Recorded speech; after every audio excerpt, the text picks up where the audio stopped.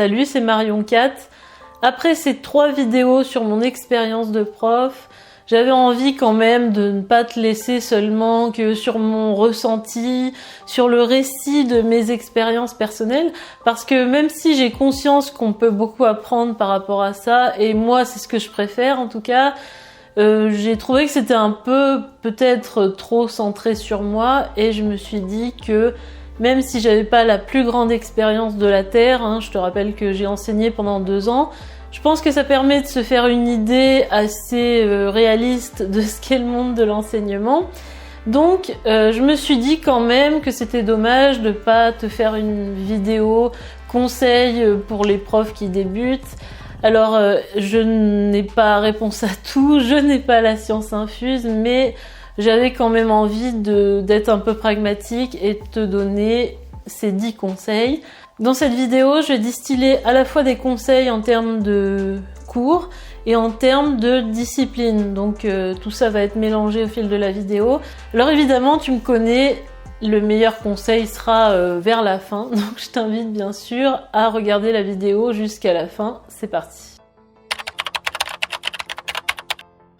Ce qui est important, c'est de bien étudier les programmes, de bien étudier les référentiels, de tout décortiquer et de planifier ses cours surtout, et de faire ce qu'on appelle une progression pédagogique. Alors ça, de toute façon, en général, on n'a pas le choix, puisque elle est demandée par les coordinateurs, par les responsables de ton établissement, mais surtout, je sais que quand on est dans l'urgence, quand on sait pas quel cours on doit faire pour le lendemain, on a parfois tendance à négliger un peu cette partie planification, mais essaie de découper l'année en plusieurs modules, essaie aussi de savoir combien tu as chaque classe par semaine, combien d'heures tu peux avoir et quelles activités sont faisables en 2 heures par exemple. Moi j'avais des séquences de 2 heures en général, mais je trouve que de manière générale c'est super important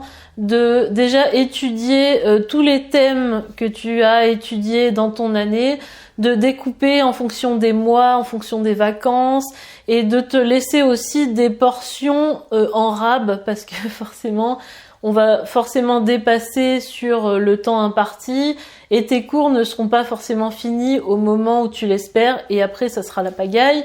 Donc pense bien à faire ta progression pédagogique et à planifier clairement quand est-ce que tes cours vont avoir lieu, quel sera le sujet. Ça va t'aider aussi à te donner une structure dans ta tête, ça fait comme le chapitrage d'un livre.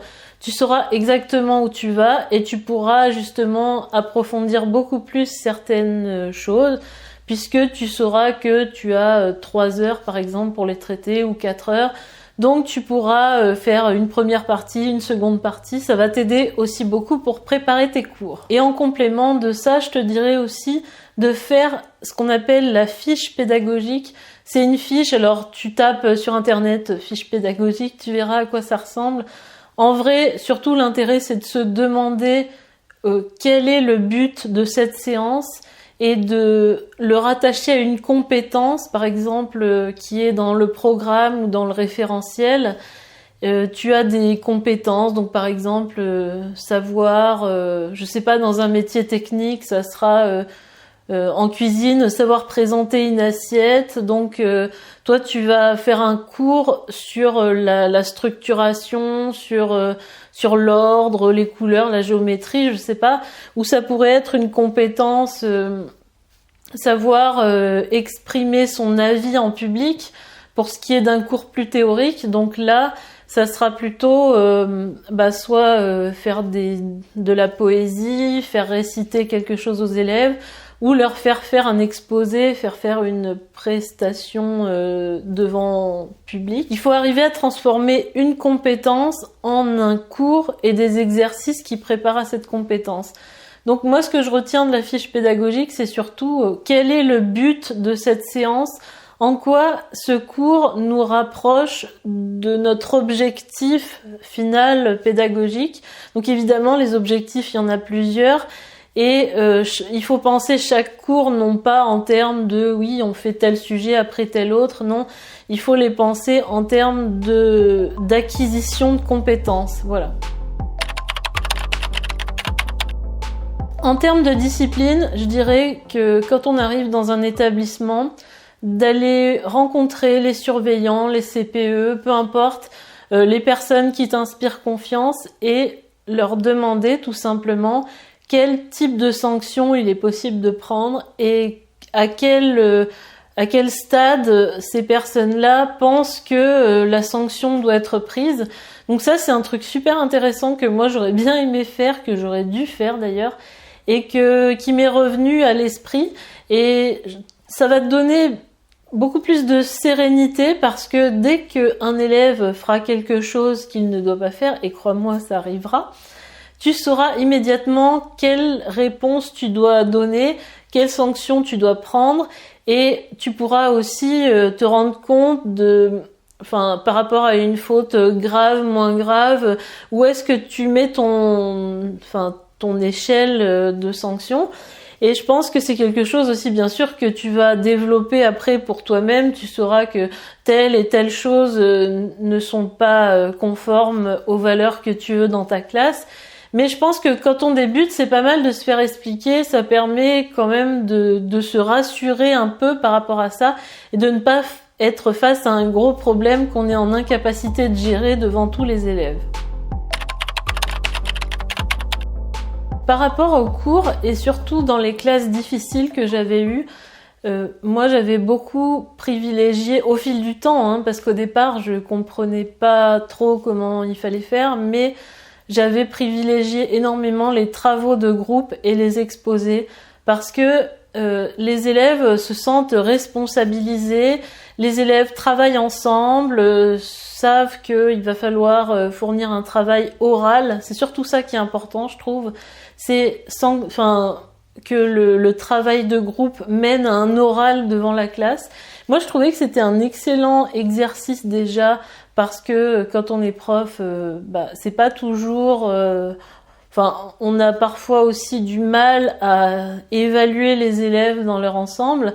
Donc ça permet d'avoir à la fois un bon avis sur les élèves qui passent pendant leur oral, ça permet de les responsabiliser et puis ça permet d'organiser des séances assez facilement autour d'un sujet parce que souvent, moi je sais que c'était mon cas, j'avais tendance à faire beaucoup de recherches pour faire mon cours et à les donner à étudier aux élèves sous forme de polycopiés. Alors c'est super, mais le problème c'est que les élèves ne suivent pas. Quand ils ont tout le cours pré-mâché, c'est très compliqué pour les intéresser à ce qu'on dit. Donc c'est bien aussi, je dis pas dans tous les cours, mais de temps en temps, au moins 1 ou 2 fois dans l'année, de leur faire un exposé parce que déjà ça permet de travailler sur différents supports. On peut travailler à partir de recherche internet, de recherche de bouquins, on peut discuter ensemble en groupe, on peut, fabriquer des supports pour l'exposer, par exemple fabriquer des diaporamas ou alors des grandes feuilles où on traite le sujet, à travers les dessins, à travers le texte. Par rapport à des cours d'art ou des cours, tout ce qui est littéraire, je pense que c'est tout à fait adapté. Et c'est vrai que ça évite quand même, quand on est prof, un certain travail. Ça soulage un peu aussi, parce que les élèves sont plus entre eux, ils sont moins face au prof qui est en train de faire le cours. Donc de manière générale, et ça leur plaît beaucoup, en général ça fonctionne très très bien. Donc voilà ce que je te conseille. Quelque chose d'énorme que j'ai appris aussi, ça fait partie des conseils les plus importants, c'est que il faut vraiment se rendre compte quand une situation est en train de dégénérer. Et moi, ça m'arrivait souvent en termes de discipline au départ, quand un élève commençait à dire que c'était nul et que le cours était nul et qu'il en avait marre et que, ça partait, ça commençait. Et moi, j'ai eu une élève notamment qui s'était mise à pleurer une fois en plein cours. Je savais pas ce qu'elle avait. Et ce que j'ai envie de te dire, c'est quand ça commence à dégénérer, quand ça commence à être l'affrontement avec les élèves, que ce soit de n'importe quelle forme, j'ai envie de te dire qu'il est bien de discuter devant tout le monde, devant toute la classe, d'amener l'élève à expliquer pourquoi il veut pas travailler, pourquoi il en a marre, pourquoi le cours est nul, qu'est-ce qui va pas, et surtout de tout de suite calmer le jeu en fait, non pas en étant autoritaire, en disant oui tu vas travailler, il faut vraiment que tu t'y mettes, tu fous rien et tout, mais en disant que ça va aller, en ayant des propos rassurants et en n'étant pas dans l'affrontement, dans la surenchère de colère, d'énervement, de lassitude. Je pense que c'est super important d'être vraiment au départ du conflit, de le désamorcer, d'essayer d'expliquer à l'élève que c'est pas si mal, qu'il est pas si mauvais, que le cours est pas si nul, de trouver un peu les mots.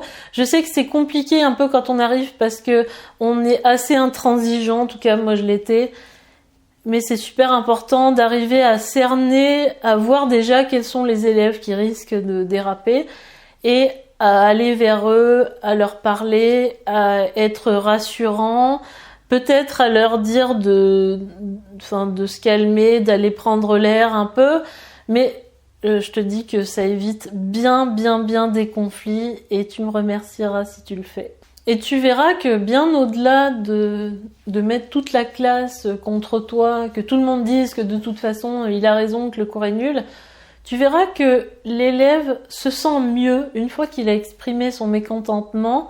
La tension disparaît et tout reprend sa place, tout revient à la normale et on se retrouve avec une ambiance qui est souvent meilleure. Et quelque chose qui m'a bien embêtée aussi, c'est que en termes de cours, quand on les prépare, c'est quasi systématique. Il y a toujours un élève qui a fini une demi-heure avant les autres. Et là, on est un peu embêté, voire même toute la classe. Hein. Moi, ça m'est arrivé aussi. Donc, on sait pas quoi faire. Alors, en dessin, enfin en art plastique, moi, je leur faisais dessiner, tout simplement. Bon, ils voyaient pas forcément l'intérêt, mais au moins, ils avaient quelque chose de concret à faire. Mais surtout, quand tu fais tes cours, prévois des exercices supplémentaires. Et moi, par exemple, je les appelais bonus à la fin. Je faisais des polycopiés et je mettais donc il y avait souvent des exercices à trous, des dessins qu'il fallait faire. Je mettais des des parties blanches pour qu'ils dessinent sur le cours même. Et il y avait toujours bonus. Donc c'était des choses qu'ils pouvaient faire, des exercices qu'ils avaient à faire en plus. Et donc ces exercices, ils permettaient de rapporter des points en plus sur la moyenne. Alors ça arrange tout le monde, ça arrange le prof puisque pendant ce temps, il peut s'occuper des élèves qui n'ont pas terminé. Ça permet d'occuper ceux qui sont un peu plus doués, un peu plus précoces pour faire ces exercices-là et valoriser encore plus leur moyenne. Donc résultat, tout le monde est content. Il suffit juste de prévoir quelques exercices en plus dans son cours. Pour ce qui est de la discipline, alors moi j'ai essayé plein d'approches différentes et je peux te dire que ce qu'on dit dans la sagesse populaire est vrai. C'est compliqué d'être sympa avec les élèves parce que ils ne nous le rendent pas et que au départ, il faut être absolument intransigeant. Être intransigeant, c'est pas forcément ne pas désamorcer les conflits, c'est juste si un élève n'a pas ses affaires, il vient pas en cours. Enfin, ça c'est selon les règlements de l'établissement où tu es. Si jamais, alors ça c'est le grand classique, hein, j'ai pas mes affaires. Si jamais un élève a pas son carnet de liaison mots pour les CPE, si jamais un élève te manque de respect, tu le reprends. Moi, je te conseillerais aussi de t'expliquer avec lui à la fin du cours, de pas forcément lui dire sur le champ t'auras telle sanction, parce que ça risque un peu de faire débat en cours et c'est pas forcément ce qu'on souhaite.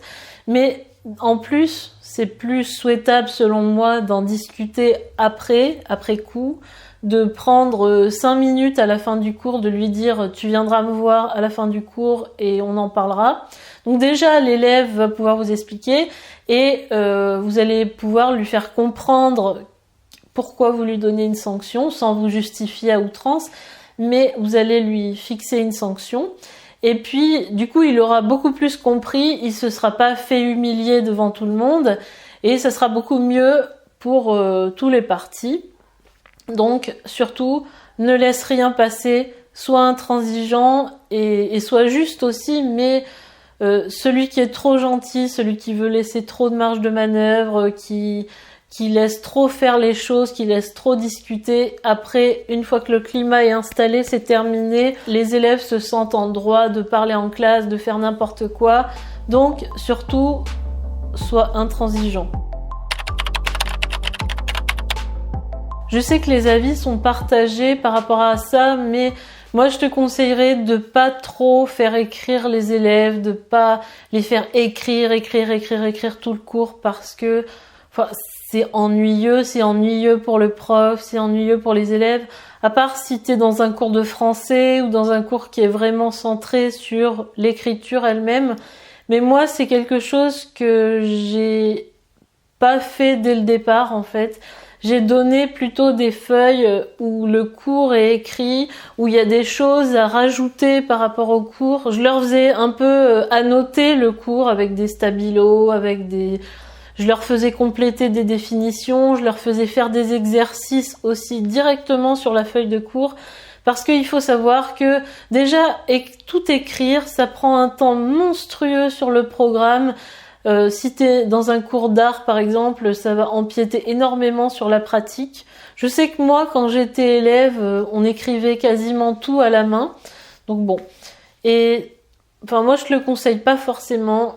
Parce que en plus il y aura toutes les histoires et j'ai pas de crayon et j'ai pas de feuille et j'arrive pas à écrire, est-ce que vous pouvez répéter ceci, cela. Ça va être une cacophonie. C'est pas ce que je te recommande, mais après c'est toi qui vois. Tu peux trouver des systèmes hybrides, un peu comme ce que j'avais fait. Parce que c'est important aussi que les élèves puissent écrire un petit peu certaines données, certains mots-clés dans le cours, des phrases à trous, des trucs à relier, des exercices à faire directement sur le cours. Parce que sinon, ils ont oublié les feuilles. Enfin bon, c'est un bazar pas possible. Surtout que en plus, si tu donnes des polycopiés, ça leur permettra d'avoir un cours propre, un cours où il y a à la fois la leçon et l'exercice. Tout sera regroupé au même endroit, il n'y aura pas besoin de leur faire acheter un cahier ou je ne sais quoi. Donc moi je trouve que c'est beaucoup mieux et puis ça permet de réviser facilement, d'être beaucoup plus organisé par rapport à tout ça. J'ai assisté comme un élève et j'ai pu voir comment mes collègues, déjà quel cours ils faisaient, sous quelle forme, comment ils géraient la discipline, comment ils géraient la classe, comment ils s'adressaient aux élèves, sur quel ton ils leur parlaient. Et j'ai trouvé que c'était extrêmement enrichissant. Donc si tu as l'occasion, si vraiment tu sais pas comment faire, si tu as du mal à te positionner en tant que prof, quel type d'autorité tu dois avoir, sur quel ton tu dois parler aux élèves. Surtout, c'est vraiment très formateur. Je te conseille d'assister aux cours de tes collègues et ça permet aussi après de débriefer, de discuter avec eux de ce que tu trouves bien ou pas bien sans forcément les critiquer, mais tu peux leur demander des explications aussi sur leur vision de la classe, sur leur vision de la manière dont on peut faire les cours. C'est super enrichissant, je te le conseille vraiment à 1000%. Et surtout, essayez d'assister à des cours de différentes personnes. Selon les caractères des gens, tu vas voir que la classe est menée de manière très différente et l'autorité s'exerce de manière très différente. C'est très intéressant. Et enfin, le conseil que tout le monde attend. Non, je rigole, j'exagère un peu. Surtout si tu commences, si c'est ta première année, que t'as jamais enseigné, t'as jamais préparé de cours, ne te fixe pas des trucs impossibles à faire. Moi, par exemple, si je devais recommencer en tant que prof, je prendrai les cours des autres, les progressions pédagogiques des autres, à minima, sauf si évidemment le sujet, les exemples que les personnes ont choisis te déplaisent fortement. Mais dis-toi que ton rôle, c'est pas de réinventer l'eau chaude, c'est pas de proposer des trucs inédits, des trucs extraordinaires. Tous les cours, tu peux les trouver donc soit dans les cours de tes collègues, dans des bouquins, dans des synthèses de bac par exemple, dans des ouvrages spécifiques d'enseignement. Donc sers-toi de tout ça comme support, sers-toi de cours que tu peux trouver sur internet, évidemment en gardant ton esprit critique, évidemment en changeant les choses qui te paraissent incongrues, inadaptées, mais n'essaie pas de tout créer par toi-même. Par exemple, moi quand j'étais prof de philosophie pendant 1 an, je n'ai pas écrit une seule ligne de cours. Je suis partie d'une synthèse que j'ai retravaillée. Et moi, ce que j'ai fait, par contre, c'est choisir des textes significatifs par rapport à ce cours-là qui était très bien fait. J'ai choisi les exemples, les auteurs dont je voulais parler. Et en art, c'est exactement la même chose. Alors, des ressources, il n'y en a pas énormément. Mais demande les cours de tes collègues s'ils veulent bien te les prêter. Regarde des exemples de cours sur internet et ne te concentre pas sur l'écriture du cours en lui-même, mais sur les exercices, comment tu dois faire passer l'information, comment tu vas réussir à vulgariser une notion à travers un exercice, comment tu vas transmettre quelque chose de complexe par l'expérience de l'élève. Et selon moi, c'est ça le nerf de la guerre, c'est vraiment se centrer sur quels exercices on va faire, quels textes on va lire, quelles activités on va faire qui vont permettre, au-delà du cours théorique, d'intégrer la notion en fait. Et c'est ça le plus compliqué selon moi, c'est de vraiment trouver les exercices, avoir les idées, surtout qu'en art, c'est à peu près infini ce que tu peux faire. Tu peux faire des affiches, des objets artistiques, du théâtre, analyser du cinéma, faire des films, tout est ouvert, faire du dessin, faire de la sculpture, faire toutes sortes de choses, de la vidéo, du design. Donc surtout, ne te noie pas dans la fabrication de cours hyper personnels. Moi, je te dirais de faire tes cours vraiment à toi au fil du temps, en voyant déjà si les cours des autres, si les exercices que tu as glanés ici et là sont efficaces sur les élèves. Ça, c'est un bon test aussi. Tu pourras voir si ça marche, si le sujet est bien compris, si l'activité est appréciée par la classe, déjà éprouver un premier cours, déjà se rendre compte de ce qu'il faut améliorer, de ce qui est indispensable à apprendre et qui n'est pas dans ce cours-là. Mais ne perds pas tout ton temps, toutes tes après-midi, toutes tes soirées à faire des cours qui te semblent géniaux et qui le sont probablement, mais qui vont te faire un burn-out, concrètement. Garde cette énergie pour toi et garde cette énergie surtout pour faire cours et pour donner les exercices adaptés pour faire comprendre la notion que tu veux expliquer. Sur ce, je te dis à la prochaine vidéo. Je te donne tout mon courage si tu es un jeune prof, si tu n'as pas encore enseigné et que ça va être le cas d'ici quelques jours, quelques semaines ou quelques mois. Surtout, n'hésite pas à poser tes questions dans la barre de commentaires.